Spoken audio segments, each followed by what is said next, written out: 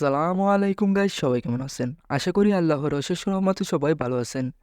তো আজকের এই ভিডিওতে আমরা একটা গুরুত্বপূর্ণ বিষয় নিয়ে আলোচনা করব।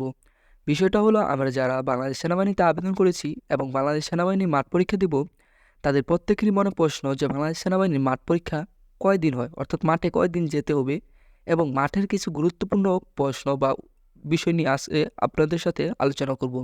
এই প্রশ্নগুলো আপনার বাংলাদেশ সেনাবাহিনীর মাঠে যাওয়ার আগে থেকে জেনে নিলে আপনার অনেকটা উপকার হবে এবং আপনি বাংলাদেশ সেনাবাহিনীর মাঠটা সুন্দরভাবে করতে পারবেন। তো ভিডিও শুরু করার আগে এখনও যারা আমার এই বিডি আর্মি লাভার চ্যানেলটি সাবস্ক্রাইব করেননি, তারা অতি দ্রুত সাবস্ক্রাইব করুন।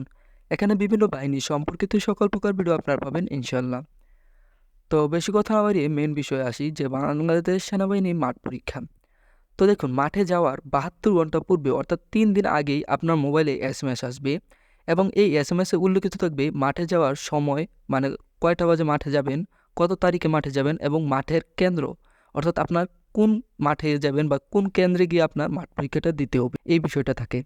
তো এসএমএস আসার পর আপনার কাগজপত্র রেডি করবেন। এসএমএস আসার পর সাধারণত ৮টা বাজে বাংলাদেশ সেনাবাহিনীর মাঠ পরীক্ষায় প্রবেশ করতে হয়। তো মাঠে যাওয়ার পর আপনাকে বাংলাদেশ সেনাবাহিনীর যে সদস্যরা থাকবে আপনার মাঠ পরীক্ষা নেবে, তারা আপনাকে একটা ফর্ম দিবে এবং এই ফর্মটা আপনাকে পূরণ করতে হবে।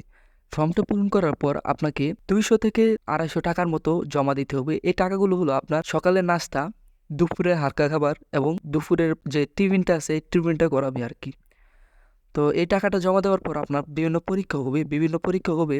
যেমন প্রথমে হবে আপনার প্রাথমিক মেডিকেল পরীক্ষা, তারপর চূড়ান্ত মেডিকেল পরীক্ষা, লিখিত পরীক্ষা, শারীরিক পরীক্ষা এবং তারপর ভাইভা। তো তারপর ভাইবার পরে কিন্তু আপনার মাঠের কার্যক্রম শেষ।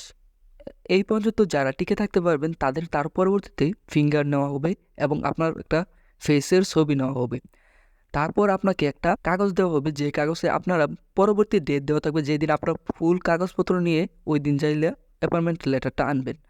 তো এই সকল বিষয় কিন্তু একটা দিনের মধ্যে হয়, মানে আপনি যেই দিন মাঠ করবেন এই দিনেই সকাল ৮টা থেকে আলাপ পরবর্তীতে রাত যতটাই বাজুক একদিনের মাঝেই হয়ে যাবে।